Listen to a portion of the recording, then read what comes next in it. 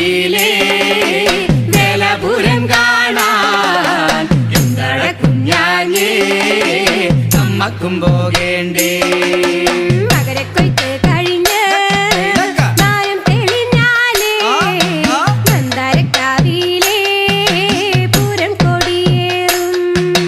മന്ദാരക്കാവിലെ വേലപുരം കാണാൻ എന്തട കുഞ്ഞാഞ്ഞേ നമ്മക്കും പോകേണ്ടേ.